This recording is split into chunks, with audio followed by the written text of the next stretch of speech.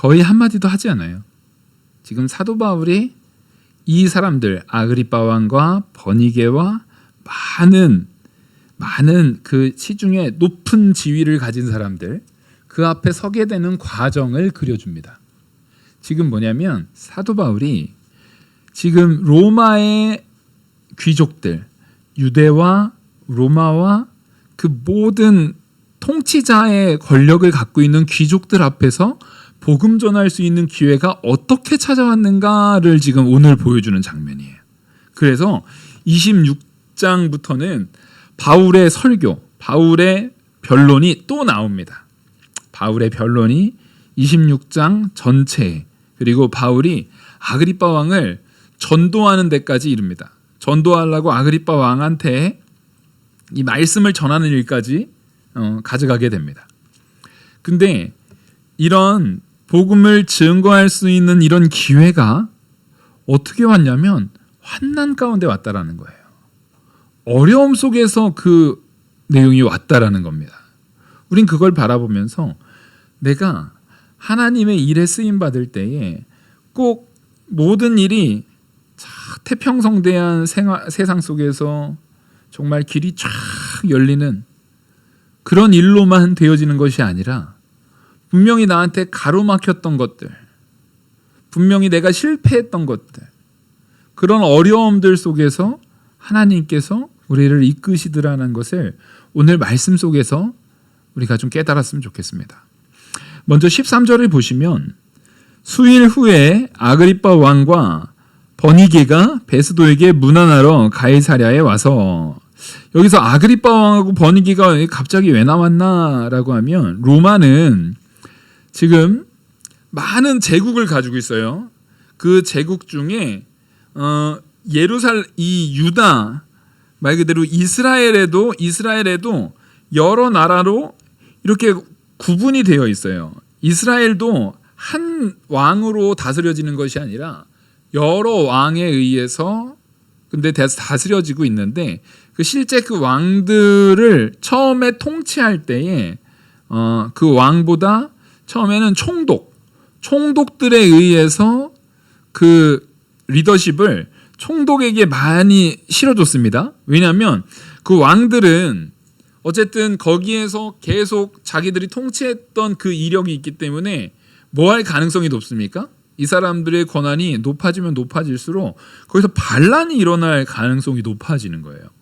그래서 로마가 처음 통치하고 초반에는요, 총독들에게 힘을 많이 실어줬습니다. 총독들에게 힘을 많이 실어주고 자연스럽게 왕에게는 힘이 많이 약해지는 그런 방향으로 정책을 가져갔어요. 그래서 사실 처음에 헤롯 대왕 때는 헤롯 대왕이 혼자서 전체를 다 통치를 했거든요. 근데 헤롯 대왕 이후에는 이스라엘을 쪼개버립니다. 쪼개가지고 여러 왕들로 이것을 나눠요.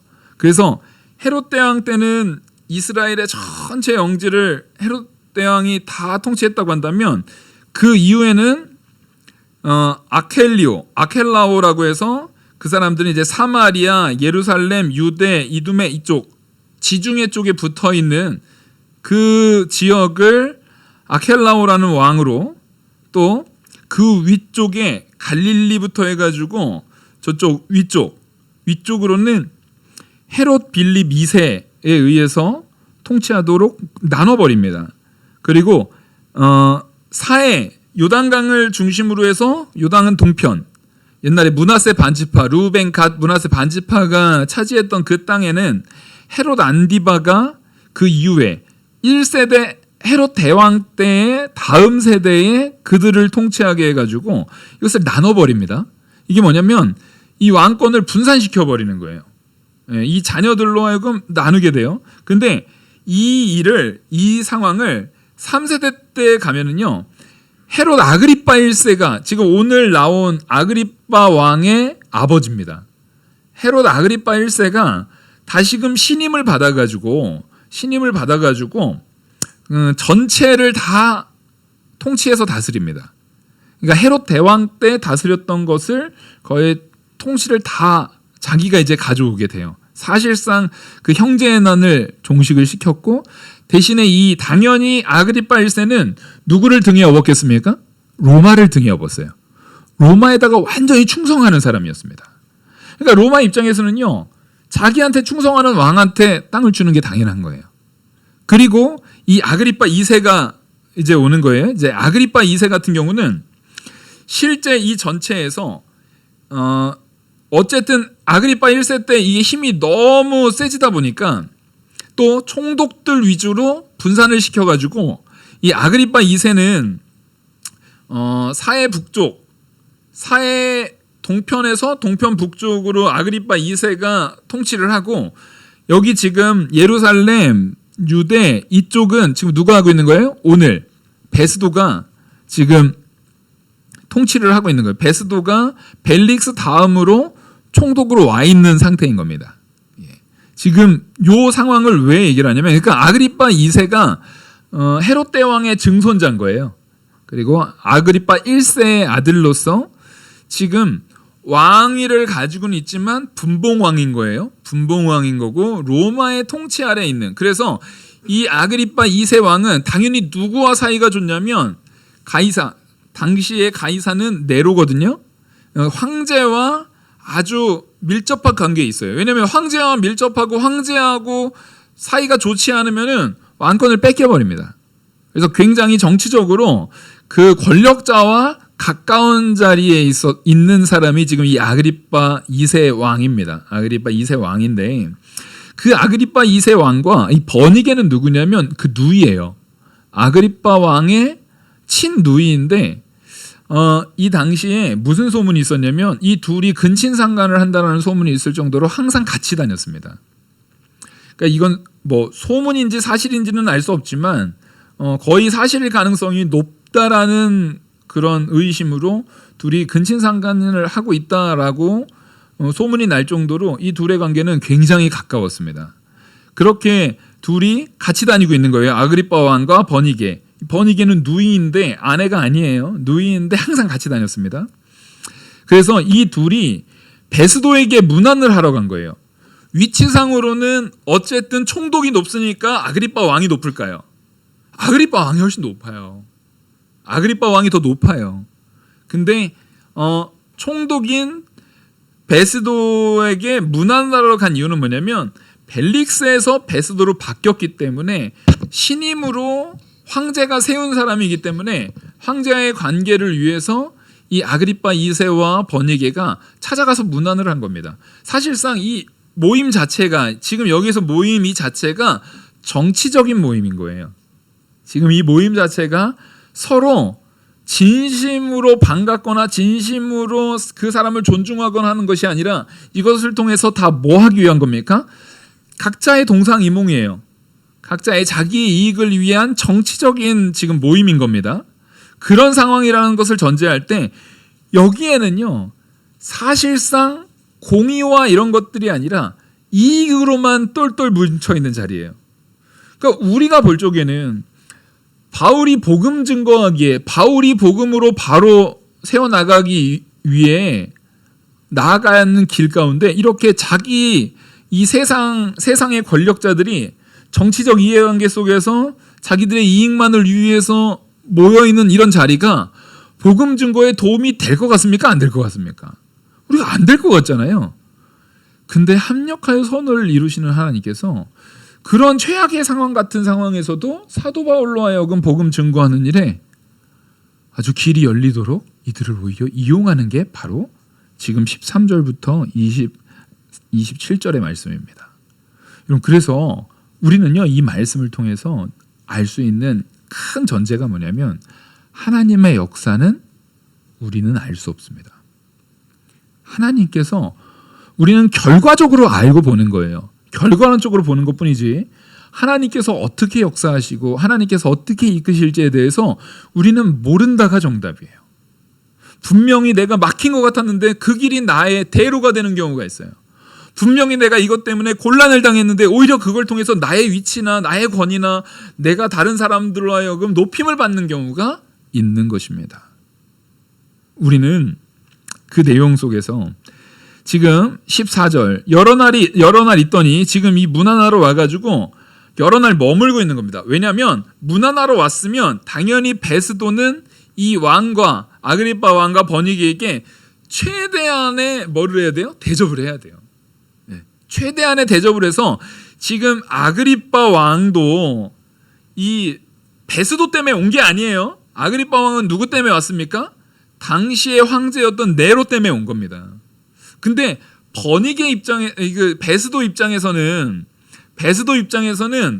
이 아그리빠 왕과 네로의 관계, 이 관계 안에 자연스럽게 자기도 긍정적으로 편승하기 위해서 누구한테 잘 보여야 돼요?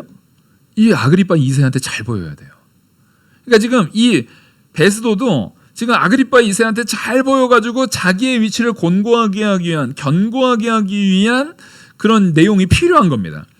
그때에 그래서 여러 날을 베스도가 이제 여러 날 있는 상태에서 베스도가 바울의 일로 왕에게 고하여 이르되 벨릭스가 한 사람을 구류하여 두었는데, 지금 이게 무슨 얘기냐면 베스도가 지금 아그리빠 왕을 잘 섬기고 하는데 이 총독의 입장에서는 제일 좋은 게 뭐냐면 자기가 다스리고 있는 영지에, 그 총독으로 다스리고 있는 동네에 문제가 아무 문제가 없는 게 제일 좋은 거예요. 근데 문제가 있는 거를 보면 이 아그리빠 왕이 나중에 네로 만나가지고 아니 거기 갔더니 뭐 바울이라는 사람 때문에 아주 난리도 아니던데요? 말하면 베스도한테 좋겠습니까? 안 좋겠습니까? 아주 안 좋은 거예요 이게. 벨릭스도 그래서 잘린 거예요. 아주 안 좋은 거거든요. 그 통치를 잠잠하게 하지 못하고 거기가 쫙 막 혼란하고 막 이러면 총독은 파리 목숨입니다. 그러니까 지금 이 베스도가 아그리빠 왕한테 말하는 것이 뭐냐면 지금 현재 보고 있는 다른 건 다 조용한데 사도 바울 때문에 지금 난리가 난 상황이거든요.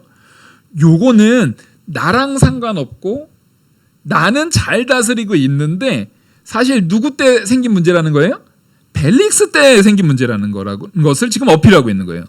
나는 오히려 여기에서 로마의 법대로 잘 통치하고 다스리고 있는데, 공의롭게 잘 다스리고 있는데 벨릭스 때 생긴 문제에 대한 부분까지도 이제 베스도는 이후에 뭘 어필하고 있는 거냐면 내가 로마의 법에 입각해서 로마의 권위를 세우는 일에 공의롭게 잘 처신하고 있습니다. 이거를 최대한 어필해야 되잖아요. 로마는 법치 국가거든요. 로마는 의회가 있었던 법치 국가예요. 그래서 로마에 있어서 법이라는 것은 굉장히 중요합니다. 로마가 얼마나 특이한 곳이냐면요, 황제마저도 법의 영향을 받습니다. 그게 로마였어요. 그러니까 로마는 굉장히 근대적인 국가의 형태를 가지고 있었어요, 당시에. 그러다 보니까 로마에서 이 총독은 로마의 법에 공정하게 서서 내가 통치한다라는 것이 자기를 가장 잘 어필할 수 있는 상황인 거예요. 그래서 15절부터 보시면 이게 벨릭스 때 있었던 것을 14절에 얘기해서요. 벨릭스가 한 사람을 구류하여 두었는데, 그러니까 이거는 벨릭스 때 생긴 문제다, 나 때 생긴 문제가 아니다라는 것을 일단 먼저 얘기를 하고, 15절 내가 예루살렘에 있을 때에, 지금 베스도가 예루살렘에 있을 때를 얘기하는 거예요. 예루살렘에 있을 때에 유대인의 대제사장들과 장로들이 그를 고소하여 정죄하기를 청하기에, 지금 벨릭스 때부터 있었던 그 문제를 가지고 예루살렘에 있는 대제사장과 장로들이 그를 고소하여 정죄하기로 청했다라는 거예요. 근데 여기서 예루살렘의 대제사장에 대한 임명권, 예루살렘에서 대제사장에 대한 임명권이 누구한테 있었냐면요, 아그리빠 왕에게 있었어요. 아그리빠 왕이 헤롯 대왕의 증손자였거든요. 그러니까 이 대제사장을 임명하는 임명권이, 그러니까 이 예루살렘 안에 종교 지도자의 한 축을 임명하는 임명권이 아그리빠 왕에게 있었단 말이에요. 그러니까 그 대제사장 자체가 사실은 매간매직 되고 있었다라는 것을 누가 제일 잘 압니까? 아그리빠 왕이 제일 잘 알아요. 아그리빠 왕은 그거를 너무나 자세하게 잘 알고 있어요. 그리고 그 사람들이 얼마나 간교하고, 그 사람들이 얼마나 거짓에 능하고, 그 사람들이 얼마나 정치적 술수에 능한지, 그 제사장들이 얼마나 교활하고 악한 자들인지 아그리빠 왕은 너무 잘 알고 있는 거예요. 그러니까 지금 이 베스도도 그걸 얘기하고 있는 겁니다. 그 사람들이 고소하고 정죄하기에 청하기에 이 얘기는 아그리빠 왕 당신도 그 대제사장들에 대해서 알고 있지 않습니까? 당신이 그 사람 임명하는 임명권자로서 그 사람들이 얼마나 교활하고 악한 사람인지 알고 있지 않습니까? 를 지금 넌저시 비치는 거예요. 그러면서 이렇게 말합니다. 16절 내가 대답하되 무릇 피고가 원고들 앞에서 고소 사건에 대하여 변명할 기회가 있기 전에 내주는 것은 로마 사람의 법이 아니라 하였노라. 이게 뭐냐면 베스도 자신의 공의를 드러내는 거예요. 저 대제사장들과 예루살렘의 장로들은 악한 사람들이고 그 사람들은 악해서 로마법도 제대로 따르지 않고 그 사람들은 간교해서 자기들의 이익을 위해서 베드로 내놔라. 분명히 베드로를 죽이려고 내놓으라고 했지만 그럼에도 불구하고 자기가 그것을 거절했다라는 거예요. 자기가 거절하고 오히려 공의를 세우기 위해서 그건 로마법이 아니다. 분명히 이 사건에 대해서 변명할 기회를 주는 것이 로마법이지 그렇지 않고서 내가 줄 수 없다라고 자기가 공의롭게 했다라는 것을 어필하는 겁니다. 근데 사실은 어땠어요? 사실은 그들이 그렇게 요청했을 때 이것 때문에 막 혼란스럽게 하지 않기 위해서 바울한테 오히려 너 예루살렘으로 다시 갈래? 하면서 설득하려고 했었단 말이에요. 그러니까 사실상 반만 진실이고 반은 거짓이죠. 사도 바울이 자기가 로마 시민권이고 나는 가이사에게 내가 판결을 받겠다라고 했으니까 자기가 그것을 거부할 수 없어서 와놓고서는 오히려 악한 제사장들과 예루살렘의 장로들에 의해서 곤란을 당할 것 같은 로마 시민이었던 사도 바울을 오히려 자기가 구원한 것처럼 아그리빠 왕한테 나는 법치 안에서 이 로마의 법에 근거해서 공의롭게 이 사람을 인도하고 있었습니다라고 거짓말을 하고 있어요. 자기 편에 좋게. 여러분 우리는 이 세상의 약함을 절대로 배워서는 안 됩니다. 우리는 이 부분에 있어서 거룩해야 돼요. 하나님의 거룩함을 내 안에 반드시 새겨 넣으셔야 됩니다. 그래서 나는 참된 공의 앞에 쓰시고 정말 내가 교활함으로 거룩하지 않은 행동, 하나님 보시기에 합당하지 않은 행동에는요 비슷하게도 근처에도 그리고 그들과 어울리는 모습도 해서는 안 돼요. 성도면 성도의 품위에 합당한 삶을 살아야 됩니다.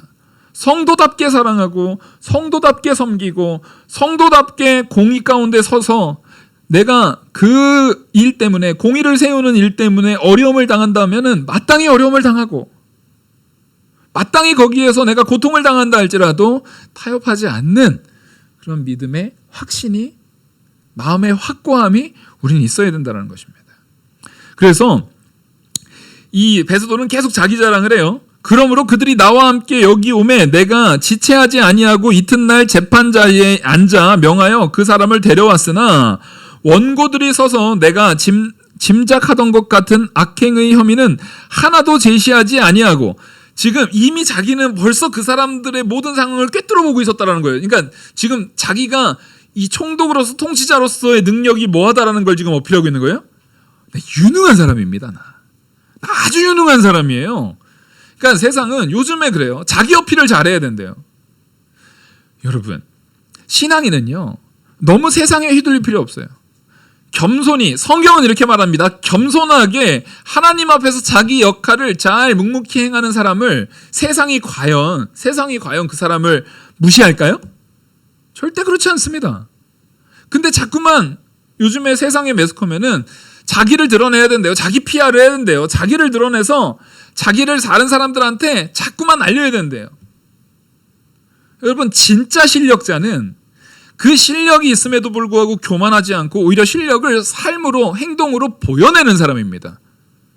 이 세상을 살아갈 때도 세상이 말하고 제시하고 있는 대로 나를 거기다 맞추지 마시고 우리 성도면은요 겸손할 줄 알아야 됩니다. 자기를 드러내기보다는 하나님을 드러내면 오히려 나를 누가 드러내 주신다고요? 하나님이 높여 세워주신다고요. 세상은 뭐라고 하냐면 너 스스로를 드러내지 않으면 누가 널 알아주냐. 너 스스로를 네가 알리지 않으면 누가 널 알아주냐 라고 말하지만 이것은 누가 없는 자들이 하는 말이냐면 하나님이 없는 자들이 하는 말이에요. 그들은 하나님이 없기 때문에, 그들은 아버지의 보호하심에 있지 않기 때문에 어떻게든 자기를 드러내야 돼요. 하지만 우리는 달라요. 우리는 하나님께서 겸손하셨기 때문에 겸손하면 됩니다. 하나님께서 거룩하라고 했기 때문에 세상과 구별되면 됩니다. 그러면 우리에게 복을 주시는 이도, 우리를 들어 쓰시는 이도, 우리를 세우시는 이도 하나님이십니다. 제가 오늘 새벽에 모세 얘기를 했었는데, 모세도 세상의 그 권력, 세상의 지식, 그 모든 것을 가지고 처음으로 탁 데뷔해서 나왔을 때는 어떻게 했습니까? 사람 쳐서 죽였어요. 바로의 딸의 아들이었어요. 양자였지만 왕자의 지위를 가지고 있었고, 그래서 왕자가 배울 법한 최고의 학문들로 준비되었던 아주 힘있게 쓰임받을 그 나이, 젊은 나이에 했던 일은 사람 죽이는 일이었습니다. 하지만 하나님 앞에서 겸손을 배우고 하나님 앞에서 낮아진 자리에 애굽 사람들이 가장 비천하다라고 생각하는 짐승을 치는 일 가운데 겸손하게 섰을 때 하나님께서는 애굽에게 열재앙을 내리는 데에 일조하는 그 역할을 담당하게 하는 모세로서, 또 하나님의 백성을 애굽으로부터 출애굽시켜서 하나님의 백성을 하나님께로 인도하는 놀라운 지도자로서, 그리고 전 세계 인류사 가운데 길이 남을 이름으로써 모세를 세우셨다는 거예요. 그럼 우리는 어떻게 하겠습니까? 세상이 말하는 대로 자기를 자꾸 드러내라고 해야 되겠습니까? 하나님 말씀 순종해서 겸손하게 하나님만 섬기라고 해야겠습니까? 자녀들에게요, 겸손하게 하나님을 섬길 때 하나님이 세워주신다는 것을 반드시 증거하셔야 됩니다. 지금 이들은 반대로 하는 거예요. 내가 그렇게 했다라는 거예요. 내가 지체하지 않고 데려와서 이 사람 살았습니다. 내가 만약에 지체했으면 이 사람 죽었습니다. 내가 이 사람 데려와가지고 이 좋은 판결 가운데 로마 사람을 제가 구해낸 겁니다. 저는 법에 합당하게 하는 아주 훌륭한 총독이고 아주 훌륭한 통치자입니다. 라는 것을 자꾸만 어필해요. 그리고 이 혐의를 찾지 못했다라는 것을 거론을 합니다. 이게 무슨 얘기냐면, 분명히 베스도의 인물됨, 베스도라는 사람의 인물됨을 보면은 그냥 누구 이익밖에 보이지 않아요? 자기 이익밖에 보이지 않아요? 근데 자기가 거룩하다. 사실은 자기는 공의롭지도 않고 그렇게 거룩한 사람도 아니거든요. 자기는 법 안에서 공의롭게 하려고 한 게 아니라 좋은 게 좋은 거라고 그냥 바울이 멋 모르고 네네 했으면은 그 사람한테 보내버리려고 했단 말이에요. 근데 그것이 실패됐을 때 뒤늦게 공의롭게 했을 때의 모습으로 자기를 자꾸만 소개를 하려니까, 공의로운 말로 자기를 포장하려고 하니까 공의의 이야기가 나가야 되잖아요. 공의롭게 판단하는 그 상황들을 확인해야 되잖아요. 그렇게 얘기하려다 보니까 오히려 자기의 공의를 드러내는 게 아니라 누구의 죄 없음을 드러냅니까? 사도 바울의 죄 없음을 드러냅니다. 이게 하나님이 역사하시는 방법이에요. 하나님께서는 이렇게 일하시더라고요. 이 사람은 분명히 약한 사람인데 자기가 잘 보이려고 공의로운 척을 하려고 하다 보니까 진짜 하나님의 백성인 사도 바울의 공의가 드러납니다. 여러분, 그래서요, 걱정하지 마세요. 옆에서 악인이 막 형통하는 것 같아도요, 걱정하지 마세요. 그냥 나는 내가 하나님 앞에서의 공의를 세우면 됩니다. 조금은 괴로울 거예요. 조금은 어려울 거예요. 조금은 고통스러울 거예요. 그래도 견디고 내가 잘못한 부분은 자꾸만 회개하면서 나가십시오. 여러분, 우리 착각하면 안 되는 게, 내가 공의를 세워나간다는 게 나는 완전 거룩하고 깨끗한데 다른 사람이 다 악해. 이거는 그 사람이 지금 정신 못 차리고 있는 거예요. 지금 큰일 날 생각을 가지고 있는 거예요. 내가 공의를 세워나간다는 얘기는 누구부터 회개해야 되는 겁니까? 나부터 회개하라는 얘기예요. 나부터. 나의 죄악들을 잘 찾아서 회개하면서 점점 나의 죄악들을 버려가면서 하나님 앞에 나를 바로 세우는 일들을 하면서 나를 준비시켜 나아갈 때 하나님께서 그 사람을 들어 쓰시더라는 겁니다. 하나님께서는 그 사람을 세우십니다. 여러분, 이게 우리가 해나갈 일이에요. 그리고 이 베스도는 그렇게 자기를 얘기할 때 로마의 법의 가치를 세우기 위해서 뭐를 평가절하 시켜버리냐면, 이 종교적인 가치를 평가절하 시켜버립니다. 19절, 오직 자기들의 종교와 또는 예수라는 이가 죽은 것을 살아있다고 바울이 주장하는 그 일에 관한 문제로 고발하는 것뿐이라. 이 고발 내용이 로마의 법에서 별로 로마의 법에서 중요하게 다루고 있지 않은 그냥 자기들의 문제일 뿐입니다 라고 하면서 로마의 법의 가치는 굉장히 높이지만 정작 하나님의 역사에 대한 가치를 낮추고 있는 악함을 드러내고 있어요. 20절, 내가 이 일에 대하여 어떻게 심리할지 몰라서 바울에게 묻되 예루살렘에 올라가서 이 일의 신문을 받으려느냐 한즉. 사실은 이거 바울을 그냥 내비두려고 방치시키려고 했는데 이걸 가지고 또 자기가 잘한 것처럼 포장을 합니다. 바울은 황제, 이 네로 왕제를 얘기하죠. 황제에게 판결을 받도록 자기를 지켜주기를 호소함으로 내가 그를 가이사에게 보내기까지 지켜두라 명하였노라 하니, 지금 이게 뭐냐면 오히려 바울한테 자기가 긍휼을 베풀어서 바울을 살려주고 공정한 판결, 바로 가이사에까지 갈 수 있는 그 판결의 자리까지 내가 이끌었습니다. 그러니까 이거 보면은요, 딱 우리가 뭘 생각해야 되냐면 내가 이랬고 내가 이랬고 내가 이랬고 내가 이랬어. 낯소리 여러 번 하잖아요. 그건 충이 먹어 죽습니다. 자기 자랑, 내가 이렇게 여러 번 하면은요 7년 동안 짐승 생활하는 거예요. 여러분, 우리는 하나님 앞에 바로 서야 합니다. 내가 아니라 하나님이 하신 하나님의 역사를 증거하는 사람이 돼야 됩니다. 지금 베스도가 하고 있는 이런 고백들을 정확하게 어떻게 하면 돼요? 반대로 하시면 돼요. 반대로 하시면 되는 거예요. 그래서 아그리빠가 베스도에게 이르되 나도 이 사람의 말을 듣고자 하노라. 베스도가 이르되 내 말을 내일 들으시리이다 하더라. 지금 아그리빠는 이 대단한 사람이에요. 왜냐하면 아그리빠 1세에 이어서 2세 그 아들이 왕위를 잇는 거, 이거 쉽지 않은 거거든요. 왜냐하면 앞에 왕도 중요하지만 그 다음에 왕위를 잇는다는 것도 정치적으로 지금 굉장히 줄을 잘 대고 열심으로 모든 것에 있어서 아주 처세가 좋은 사람이라는 거예요. 근데 이 사람이 베스도의 말을 곧이곧대로 믿겠습니까? 안 믿겠습니까? 안 믿죠. 그래서 바울이 뭐라 말하는지를 듣겠다는 거예요. 그러니까 내일 듣도록 하겠습니다.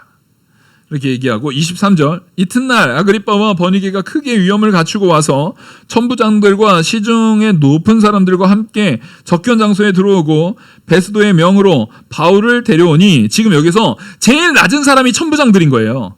천부장들이 제일 낮고 그 다음에 아그리빠 왕과 버니게와 많은 그 시중에, 그 시 안에 많은 의회의 의원들, 귀족들, 이런 사람들이 있거든요. 그 사람들이 다 참여한 자리. 그러니까 사실상 그 도시 안에서 최고의 모임이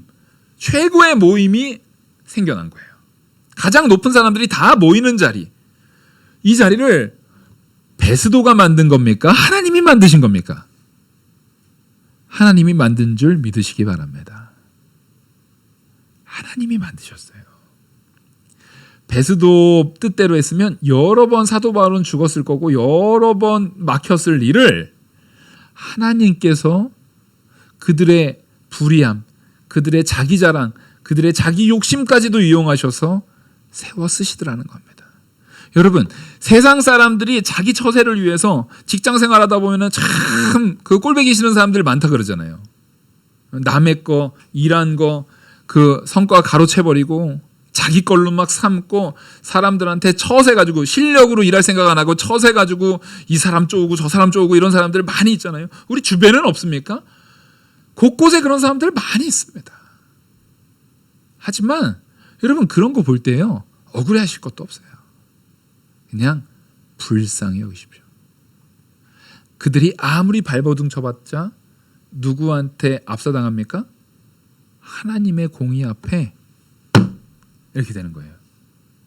요즘에 집에서 모기 잡을 때 많이 하는 거예요. 그냥 압사예요, 압사. 그런 거에 두려워하지 마십시오. 걱정하지 마십시오. 하나님께서는 결국 그들이 막 다 일한 것 같지만, 그들이 다 일 처리하고 그들이 다 만들어낸 것 같지만, 정작 제일 중요한 복음을 그 많은 귀족들과 그 많은 권위 있는 사람들 앞에 사도 바울의 입을 통해서 전하도록 이 자리를 하나님이 만드시더라는 거예요. 바울은 분명 죄수의 신분이지만 이 죄수의 신분을 통해서 이들에게 복음이 선포됩니다. 그러니까 사실은 누가 주인공이 되는 거예요? 정작 다른 사람들은 자기들이 주인공이고 바울이 죄수인 걸 내가 구경하러 갔다라고 생각했지만 전혀 반대가 되어서 사실은 사도 바울을 통해서 증거되는 복음을 듣는 청중이 되고 있는 겁니다. 하나님은 그렇게 역사하세요. 그래서 이 바울을 데려왔는데 베스도가 24절 베스도가 말하되 아그리빠 왕과 여기 같이 있는 여러분들이요 당신들이 보이는 이 사람은 유대의 모든 무리가 크게 외치되 살려두지 못할 사람이라고 하여 예루살렘에서와 여기서도 내게 청원하였으나 내가 살피건대 죽을 죄를 범한 일이 없더이다. 자, 지금 베스도는 분명히 악한 자인 게 분명한데 정작 베스도가 자기를 공의로운 사람으로 포장하려니까 자기를 올바른 사람으로 포장하려니까 자기의 말이 잘못된 말을 하면 안 될 거 아니에요. 자기가 지금 아그리빠 왕이나 이 많은 높은 사람들 앞에서 저거 교활한 놈이네. 저거 아주 거짓말을 하는 놈이네. 이런 이미지가 생기면 돼요, 안 돼요? 안 되죠. 그러니까 자기가 공의롭고 공정한 사람이라는 것을 드러내려고 하니까 열심히 이걸 제대로 판결을 보는 거예요. 보니까 바울한테 죄가 있어요, 없어요? 없어요. 베스도의 마음가짐이 어떻든 간에 하나님께서는 오히려 베스도를 통해서 이 공식적 판결, 어쨌든 그 총독, 이 판결에서 1차적으로 가이사에게 가기까지 가장 중요한 권위를 가지고 있는 것은 어쨌든 베스도 총독의 판결입니다. 총독이 지금 여기 다른 사람들이 다 모인 자리니까 이건 뭐예요? 판례가 되는 거예요. 공식적 판결이 되는 거예요. 앞서 천부장도 했던 공식적 판결이 이제는 총독에게까지 와서 공식적 판결로 바울이 뭐가 없음을 드러내는 겁니까? 죄가 없음을 공식적 판결 가운데 아그리빠 왕과 거기에 모여있는 모든 귀족들, 모든 왕족들, 모든 의회의 의원들에게 선언하게 그 입을 주장하셨습니다. 다니엘과 세 친구가 오랜 시간 속에서 바벨론과 그 위에 메데바사와 거기에 있을 때에 결국 통치자들은 계속 바뀌었지만 그 통치자들의 입에서 누구에게 영광 돌렸던 것처럼요? 하나님께 영광 돌렸던 것처럼, 너희의 하나님에 대해서 영광 돌렸던 것처럼 지금 하나님도 이 악한 베스도의 입을 통해서 사도 바울이 전하는 것, 바로 예수 그리스도의 십자가의 보혈의 복음이 불법이 아님을 드러내고 있는 겁니다. 여러분, 이건 굉장히 중요해요. 우리는요, 인류 역사상 기독교는 불법이었던 적이 없습니다. 인류 역사상 기독교는요, 언제나 합당한 통치와 합당한 권한하에 전해지는 복음이었던 거예요. 그래서 26절 그에 대하여 황제께 확실한 사실을 아뢰 것이 없으므로 신문한 후 상소할 자료가 있을까 하여 당신들 앞에 특히 아그리빠 왕 당신 앞에 그를 내세웠나이다. 그 죄목도 밝히지 아니하고 죄수를 보내는 것이 무리한 일인 줄 아나이다 였더라. 이 사람이 마지막까지 처세가 좋은 사람이에요. 자기가 분명히 이렇게 판결을 봤을 때 죄가 없어요. 근데 혹시 이것을 아랠 다른 무언가가 있을까요? 자기보다 권위가 높은 아그리빠 왕에게 제가 한번 지혜를 구해봅니다. 한번 보아주시옵소서. 죄도 없는 사람을 제가 할 수는 없지 않습니까? 한번 보아주시옵소서. 아주 처세가 좋은 사람이죠. 우리는 이 세상 사람들도 이렇게 지혜롭게 살려고 하는데 하나님의 백성인 우리는 더욱더 지혜로워야 되지 않겠습니까? 근데 세상의 지혜와 우리의 지혜는 한 부분이 달라야 됩니다. 우리도 관계를 잘해야 돼요. 처세를 잘해야 돼요. 사람들과의 관계 속에서요, 무례하게 하지 마십시오. 잘해야 됩니다. 근데 세상 사람들의 이 처세는 자기의 이익을 위한 처세라고 한다면 우리의 처세는 어떤 거여야 됩니까? 하나님의 영광을 위한 처세여야 합니다. 사도 바울도요, 처세를 잘한 사람이에요. 지혜로웠던 사람이에요. 그래서 자기의 필요할 때는 자기의 이 로마 시민권을 드러내면서 내가 로마에 가야 되는 하나님의 말씀의 뜻을 이루려고 내가 가이사에게 가겠다라고 말하는 그 처세를 잘한 거예요. 근데 뭐가 달라요? 여기에는 자기의 이익이 들어가야 안 들어가요? 안 들어가요. 하나님께서 내게 맡기신 그 명령을 준행하려고 하나님이 내게 준 것을 사용하는 자가 되십시오. 하나님이 저에게 주신 것이 말씀을 증거하는 역사고 그것을 잘 준비할 수 있는 것들로 저에게 주셨으면 이것을 가지고 다른 사람들 속여 먹어가지고 사기치는 일에 쓸 것이 아니라 하나님께 영광 돌리는 일에 써야 되는 거예요. 나한테 하나님이 주신 그 은사를 가지고 하나님께 영광 돌리는 일에 쓰임받는 그런 일로 설 때 여러분, 하나님께서 여러분들을 어느 자리에 세우실지 몰라요. 많은 영광스러운 세상의 영광으로 가득하 있는 사람 앞에서 여러분들이 설지 모릅니다. 그때에 우리가 믿음으로 준비되면 그들 앞에서 당당하게 누구를 전할 수 있는 거예요? 그리스도를 전할 수 있는 거예요. 저는 그래서 우리 교회 성도님들이요, 누구나 권위 있는 자리에 서기를 원합니다. 하나님이 세워주시는 자리에 서기를 원합니다. 되도록이면 잘하셔서요, 강연의 자리 같은 데도 설 수 있는 능력 있는 우리 성도들이 많이 나왔으면 좋겠어요. 이왕이면 회사에서 일 되기 잘하면은 그 특별히 회사에서 무슨 세미나 같은 거 할 때 딱 강연자로 세워지기도 하잖아요. 그런 자리에서도 자기를 드러낼 수 있는 내 일, 내가 하는 그 일에 있어서 가장 최고의 권위에 있을 때 다른 사람들이 그 사람의 말을 들어보고 싶다라고 하는 그 자리까지 능히 올라가시길 바랍니다. 그리고 그것을 통해서 내 이익보다 그것을 통해서 자연스럽게 지혜롭게 그리스도의 영광이 드러날 수 있도록 그것을 녹여내는 그런 능력 있는 사람, 하나님께 영광 돌리기 위해 정말 모든 일에 쓰임받는 그런 영광스러운 사람 되기를 간절히 소망합니다. 우리가 거룩하고 지혜롭게 되기를 간절히 소망합니다. 기도하시겠습니다. 은혜와 사랑이 많으신 하나님 아버지, 오늘 이 말씀 우리 안에 새겨주시고 깨닫게 하셔서 하나님께 영광 돌리는 일에 온전히 쓰임받는 내가 되게 하여 주시옵소서. 세상에는 각자 자기의 거짓으로, 자기의 술수로 자기를 드러내려 하지만 우리는 공의로, 정직으로, 선함으로 하나님의 영광을 드러내려고 힘쓰는 성도되게 이끌어 주시옵소서. 이 모든 말씀 살아계시는 우리 주 예수 그리스도의 이름으로 기도 올리옵나이다. 아멘. 찬송가 460장